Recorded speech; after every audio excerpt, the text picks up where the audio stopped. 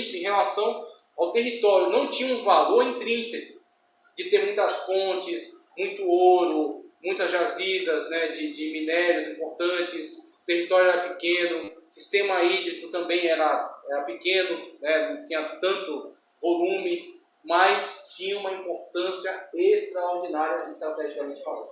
Estrategicamente falando, era uma terra muito importante. Então, eles sempre mantinham alguma influência sobre essa região por causa dessa importância estratégica. Olha, ele acabou de escrever aqui embaixo, o último parágrafo. Um exemplo do que acabamos de falar é a morte trágica e desnecessária de Josias, rei de Judá, ao tentar impedir o faraó Neco de passar por seu reino. O que ele estava tentando fazer? Ele não queria... O interesse dele não era Jerusalém. O interesse dele não era Judá, invadir Judá e destruir tudo. Não tinha nenhum interesse nisso. Ele queria que Judá cuidasse da sua vida e ficasse lá. Ele queria apenas passar no caminho. Pegar as tropas dele e passar pela estrada. Agora, o cara encasquetou que não queria deixar ele passar. Porque Deus escolheu Israel, na verdade, isso aqui já foi bem discutido. E quando a gente olha para todas essas informações, o que a gente consegue ver nisso aí? Deus tinha certamente um propósito futuro com tudo isso. E esse propósito futuro se cumpriu em Cristo. Quando Cristo vem, quando Cristo prega nessa região, quando Cristo é morto no domínio romano, né, domínio romano da região na época, quando ele ressuscita, ele dá capacitação para a sua igreja, e quando a sua igreja sai para pregar pelo mundo, você tem a Pax Romana, que não permitia que os povos vivessem constantemente em guerra, então pacificou os povos. Por quê? Porque havia um povo dominando todas as regiões. Roma dominava desde a Europa, deixa eu voltar lá no mapa para mostrar, a Europa lá em cima, ó, aquelas ilhazinhas que estão lá em cima do nome Europa, desde aquela região até a região perto da Índia, que é essa ponta para baixo aqui, com essa pequena ilha ali, ó, tá certo? Essa região, a China ali vermelha e embaixo a Índia. Pronto. Desde lá, daquelas ilhazinhas de cima até aqui, dominada por Roma, estabelecida a Pax Romana. Ou seja, os povos estavam todos subjugados a um império só. Assim eles não guerreavam mais entre si. Se você tem uma situação na qual Roma não estava dominando, para cada fronteira que Paulo fosse cruzar, ia ser uma burocracia dos infernos. Por quê? Dependendo da cidade onde ele fosse tentar entrar, o rei daquela pequena cidade diria: não queremos você aqui, não queremos este evangelho aqui, vá cuidar da sua vida em outro lugar. Por quê? Porque ele tem domínio político, administrativo sobre a sua cidade, a sua pequena região. Assim você teria um mundo muito mais fragmentado e o evangelho ia ter uma enorme dificuldade de se difundir. Você tem a pacificação do Império Romano e você tem as estradas. Roma foi um império que construiu estradas por todo o mundo. Tanto que surgiu o ditado: quem tem boca vai a Roma, né? Porque se você sabe se comunicar, né, você sabe interagir com as pessoas, existe algum caminho por onde você vai chegar a Roma. Você vai nessa estrada, pega outro, demora, mas chega. Então, quer dizer, o evangelho ele foi sendo difundido, percorrendo estradas romanas, tá? Escrito em grego, porque todas as pessoas, no lugar onde estão, alguém lê o grego, então, escrito em grego, tá certo? E debaixo da pacificação do Império Romano, pregado por judeus, que foi o povo que Deus escolheu para estar nessa situação. Então, é isso que a gente vê de todo esse contexto aí, tá? Porque Deus escolheu Israel, que a gente já explicou, porque Deus escolheu a terra de Canaã. Aí ele cita aqui, ó, 3 pontos, ó, iniquidade do povo. Tudo isso aqui você lê em casa, viu? A gente aqui vai em cima da explicação, você lê em casa. Iniquidade do povo, dependência da terra e vantagens geográficas. Ele aponta essas 3 aqui. Por que ele fala disso? Iniquidade do povo de Canaã, povo que habitou essa terra. Vou até passar para esse slide aqui, ó. Olha só, povo de Canaã, que habitou essa terra antes de Israel. Aquelas representações ali, ó, são de Baal, tá? Você tem Baal, né, ali em cima, várias representações dele. E você tem aquele boi ali, ó, que é o boi Apis, do Egito. E Jeroboão depois constrói um boi semelhante a esse em Israel. Põe um em Dan e outro em Betel, tá? Então você tem essas deidades aí. Essas são apenas algumas das deidades que tinha em Canaã. Você tem Azerá, tá certo? Você tem Melcarte, você tem Quemos, você tem Moloque, você tem diversos deuses que eram cultuados, que eram adorados pelos povos de Canaã. Quer falar comigo? Os povos dessa região, da região de Canaã. E o que acontece? Em relação a este povo, nós temos a narrativa de Moisés, por exemplo, de que a maldição de Cã, tá certo? Cão, filho de Noé, sem Cão e Jafé. A maldição de Cã caiu em Canaã. Quando você não entende direito esse texto bíblico, você é tendencioso, porque muitas das vezes aconteceu ao longo da história, geralmente os racistas de plantão, eles atribuíam a maldição de Canaã à raça negra africana, dizendo que eles tinham que ser escravos dos semitas, que eram judeus, árabes e tal, e dos jafetites, que eram os europeus, né, nórdicos e tal. Eles tinham que ser mesmo escravos dessa galera, porque eles tinham a maldição de Cã sobre eles. Só que é uma leitura totalmente absurda, completamente equivocada essa escritura. Moisés é aquele que presenciou a manifestação da maldição que foi lançada sobre Cã. E ele diz, a maldição que Noé lançou em Cã atingiu em Canaã. E por que ele disse que atingiu em Canaã? Porque ele viu as práticas cultuais do povo de Canaã. Que, por exemplo, olha aquele Deus ali, Deus Baal, aquele é o Deus do trovão. É o Deus do trovão. E você tem também a deusa Azerá, que é a esposa dele, que é a deusa da fertilidade. Ok, beleza. Então você tem Baal, Deus do trovão, das guerras. Você tem Azerá, Deus da fertilidade, da terra, da prosperidade. Tá? A igreja deles, como é que é? Como é que você participa de um culto deles? Veja, eram feitas festividades, eram feitas cerimônias, cultos, celebrando Baal e Azerá. E a celebração que era feita da união deles, de Baal com Azerá, o seu casamento, os seus atos sexuais, acreditava-se, e aí a construção mitológica deles, acreditava-se que o ato sexual de Baal e de Azerá fertilizavam a terra tornava-se fértil por causa do relacionamento deles. E aí eles representavam o relacionamento de Baal e Azerá através de atos cultuais. E como é que eram esses atos cultuais? Eram relações sexuais promíscuas, feitas vamos dizer, de orgias, tá? Por prostitutas, as chamadas hieródolas, prostitutas de templo, que muitas vezes eram mulheres que ficavam disponíveis para que qualquer homem que quisesse tivesse relacionamentos sexuais com elas, tá, ok? E assim, com esse relacionamento sexual...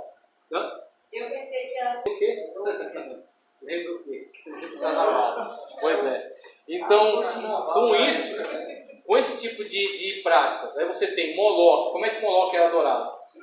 Lançando-se, por exemplo, os seus filhos a chamas que eram acesas dentro da imagem do Deus. Então Deus era fundido, ferro fundido, colocavam chamas, tá certo? As mãos dele ficavam incandescentes, e aí, para que os pais não se arrependessem na hora que vissem a aflição, né, da criança, eles batiam tambores. Então, esse uso de percussão. Então, os tambores ensurdecedor, para que quando lançassem a criança ali e ela fosse consumida, né, naquelas chamas, os pais não se arrependessem do ato e não tentassem retirar. Então, o culto de Moloque era assim. Tudo não, ou a recém-nascida. Por exemplo, Deus, o rei de Moabe, ele sacrifica um filho dele que já tinha 17 anos. Uma coisa assim, né? Então não eram feitos. Pelo que eu já li, era independente da idade. Dependia do que você prometia para Deus. Exatamente. Então, do momento histórico que você estava vivendo, é o seu voto. Uma criança, é tipo voto. É o seu voto àquele Deus. E aí você tem cultos de prostituição, cultos de sacrifício humano, cultos de relacionamento de homens, seres humanos com animais, bestialidade. Por que você acha que no mandamento tem assim, ó? E tu não te deitarás com o animal, e tu não te deitarás com o teu pai, tu não te deitarás com a tua mãe. Por que você acha que está escrito ali?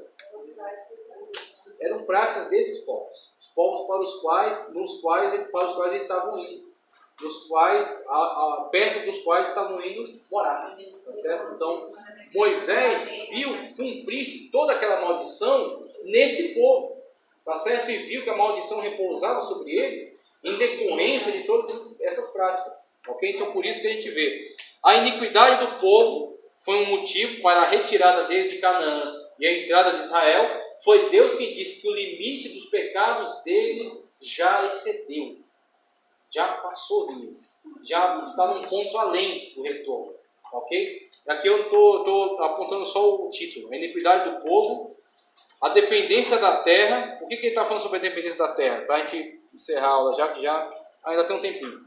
A dependência da terra. O que é essa característica? Uma das coisas que nós vemos no relacionamento com Deus é que você tem que ser dependente de Deus. Você tem que crer, tem que confiar e tem que ser fiel. Se manter fiel e confiar que Deus proverá. Então, quando você olha para Israel, sabendo que, biblicamente, Israel foi uma nação escolhida, Deus separou Israel, Israel é a possessão de Deus. Israel foi tirado dentre os povos para ser uma nação sacerdotal, uma nação representativa. E quando Deus é de Israel, Deus tem o poder de colocar Israel onde Ele quiser. Se Deus quisesse desalojar os egípcios e colocar Israel lá, teria colocado. Se Deus quisesse desalojar os etruscos e colocar Israel lá na Itália, teria feito. Se Deus quisesse tirar os assírios, babilônicos, sumérios, né, e colocar Israel na Mesopotâmia, seria para já. Mas Deus não, Ele coloca Israel na Palestina. No meio dos povos, um caminho de interação entre todos os povos e uma terra de limitações. A terra manda leite e mel sim, quando eles são fiéis. Porque aí tem a chuva, tem o orvalho, tem a produção agrícola, tem tudo aquilo que eles precisam. Eles são fiéis e Deus traz prosperidade. Eles são infiéis e Deus fecha. Recebe todos os recursos. Nesse caso, as guerras que o povo de Israel, eu não sei se é uma visão muito pequena e fechada, mas todas as guerras, todos os embates que Israel tinha como Estado com as outras nações, a gente acaba associando que era por causa do pecado. Mas, sim. Né, que a gente acaba crescendo escutando que tudo que Israel passou era como se fosse Deus punindo eles por causa do pecado. Sim. Então, a questão da dependência entra aí também. Tipo, vocês vão para um lugar onde eu vou determinar quando vocês vão ser abençoados. Israel não deveria existir como nação. Inclusive, onde estão os assírios? Sabe que ainda existe assírio no mundo? Não existe. Eu vi num livro que eu tenho lá que pega a quantidade de povos, religião, tudo. Eu achei lá assírios. Existe assírios ainda. Existe assírios, mas hoje são um povinho, uma aldeia. Onde estão os assírios? Onde estão os babilônicos? Onde estão os antigos egípcios? Que hoje viraram os árabes, dominam a região. Todos passaram. Israel não era para existir como nação. Israel só existe por causa de um milagre. Por causa do Deus a quem ele serve. O pacto que eles fizeram com Deus. Onde estão os romanos? Né? Hoje a Itália é um pequeno país, tal, né? Então, mas não existe mais, né? Roma, como aquele povo, com aquela autoridade mundial, não tem mais, tá certo? Então, Israel está aí. Israel, na verdade, alguns conspiradores dizem até que Israel manda no mundo, é até possível, porque os grandes banqueiros são, né, judeus, e Israel até hoje existe por causa da misericórdia de Deus. Inclusive, essa questão do pecado, de fato, quando Israel quebrava o pacto, quebrava a aliança, ficava totalmente vulnerável. E facilmente Israel seria varrido do mapa. Facilmente, uma pequena nação, um pequeno povo, num território limitado. Então, só a misericórdia de Deus mantinha Israel como nação. Mas se a gente for ver hoje a grandeza de Israel, só não enxerga realmente. Né, hoje Israel, só os judeus que tem nos Estados Unidos, só a comunidade judaica dos Estados Unidos, não cabe no território de Israel. O Israel só vai poder habitar esse território novamente em peso na época do milênio, quando aquele território que foi prometido a Abraão será entregue a Israel, tá certo? Que é um território enorme diante daquilo que vemos de Israel hoje. Depois a gente vai ver mapas de Israel atual. Ok? Israel hoje é menor que o Sergipe, para você ter uma ideia. Ok? Dependência da terra, ao quê? Depender de Deus, depender da graça de Deus, porque a terra não é autossuficiente. Vantagens geográficas, aquilo que a gente apontou. A questão da centralidade de Israel em relação a todos os contextos históricos.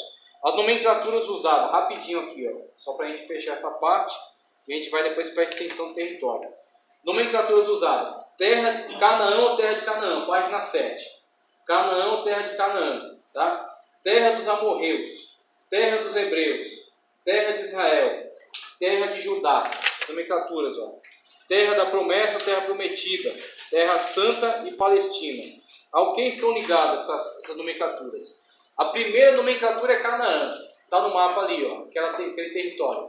Cananeus. Os cananeus. Quem são os cananeus? Os cananeus são o que pode se chamar de autóctones. O que são os autóctones? No nosso contexto. Quem são os autóctones aqui? No nosso contexto aqui. São os indígenas. Os indígenas são os povos autóctones, os povos da terra mesmo. É assim, a origem deles se perde na névoa da história. Ninguém sabe quando eles migraram para cá, né? Ninguém sabe quando eles migraram para cá. Então, se perde na névoa da história. Ninguém sabe, eles são um povo daqui. Todas as demais etnias que hoje pertencem à grande nação brasileira, que é uma bênção de Deus, essa miscigenação desse país, eu tenho orgulho dela, porque você vai para outras nações, essa questão faccional, sabe? Essa questão dividida, né? Onde não consegue conviver as etnias diferentes, eu acho isso patético. Então, o Brasil é uma grande bênção por causa dessa miscigenação. Mas esses povos que agora enriqueceram o país com essa variedade, eles são povos que migraram depois para cá, né? Então, os portugueses, os espanhóis, os franceses tentaram fazer aqui, né, a França Antártica, no Rio de Janeiro, o pessoal botou isso para correr. Os holandeses, no Pernambuco, tentaram fundar lá, né, um país também, botaram para correr também, mas depois migraram para cá. Os europeus, de modo geral, na Segunda Guerra Mundial, levas de judeus, poloneses vieram para cá. Depois da Revolução Industrial, com Getúlio, vem japonês para cá, vem um monte de povos também para tentar, né, desenvolver o comércio, a indústria, né? Então, com esses povos que vêm para cá, nós temos uma nação hoje miscigenada, de diversos povos que convivem com um elemento de povos da terra, os autóctones, né, que são um povo que habitou primeiro essa região, tá? E virou agora essa grande nação. Israel tem situação semelhante. Quem são os autóctones de Canaã? Os autóctones da Palestina? São os cananeus. Os cananeus que têm origem em Canaã, né, o seu patriarca, que é da descendência de Cã, tá ok? De Cã, aí vem Misraim, que habitou o Egito, tá certo? Vem Canaã, vem Put, vem Lud, que habitaram as regiões da Líbia, da África, tá? Só um minutinho que já encerro. Então, cananeus, que têm origem aí desde Cã, são os autóctones. Então, quando você se refere a essa terra como Canaã, você está se referindo a essa característica. É que nem você chamar aqui de Pindorama. Alguém já ouviu falar de Pindorama? Pois é, Pindorama é o nome que os indígenas davam a essa terra. Chamavam de Pindorama. Então, assim seria chamar Canaã. Canaã seria o quê? O nome referencial em relação aos povos autóctones, aos indígenas daquela região. Então, Canaã está relacionado a isso. Terra dos amorreus. Por que terra dos amorreus? Aí você tem o mapa de baixo, ó. Olha ali, ó. Tem ali azul, rosa, amarelo, verde, marrom. Todas essas regiões aí são regiões influenciadas pelos povos amorreus. Os povos amorreus que são misturas de povos semíticos, tá ok? Que habitaram e influenciaram todas essas regiões aí, que está aí no mapa. Vê, cobre quase todo o fértil crescente, ó. Quase o fértil crescente. Então, durante muito tempo, levas e levas de amorreus começaram a entrar na região de Canaã. E aí os indígenas da região geralmente ficavam confinados nos vales.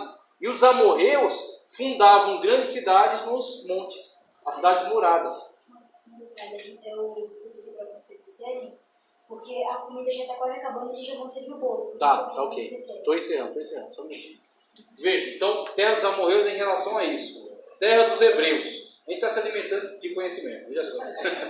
Terra dos hebreus, tá? Por que terra dos hebreus? Em relação ao povo de Israel, tá certo? As 12 tribos, os 12 filhos do patriarca Jacó. Então, quando você diz hebreus, você está se referindo de modo geral a todo Cã, todo aquele Cã que foi fundado, né, a partir do patriarca Jacó. Então, hebreus está relacionado a isso. Quando diz terra dos hebreus, está relacionado à terra como um total, como um todo, totalmente habitada pelos filhos de Jacó, seus descendentes no caso, né? Terra de Israel, terra de Judá. A gente tem que se lembrar que Israel é dividido entre as tribos, tá? Então Israel, houve período em que Israel estava unificado, então o nome Israel correspondia a todas as tribos, e houve época em que Israel estava dividido. Então quando Israel estava unificado, o nome Israel correspondia a todas as tribos. Quando Israel estava dividido, o nome Israel correspondia somente à parte norte. A parte sul chamava-se terra de Judá. Então, nasce a terra de Judá independente quando há a divisão na época de Roboão. Roboão teve aquela treta lá com a tribo do norte, aí dividiu a terra. Jeroboão fundou as dinastias, né, que vão governar Israel, o território do norte, e Roboão e os seus descendentes vão governar a terra do sul e a terra de Judá. Então, Israel, Judá. Hoje, o Estado de Israel hoje, o país de Israel. O país de Israel, na atualidade, ele é, na verdade, fundado com os judeus que sobreviveram ao longo de todo o processo histórico da diáspora.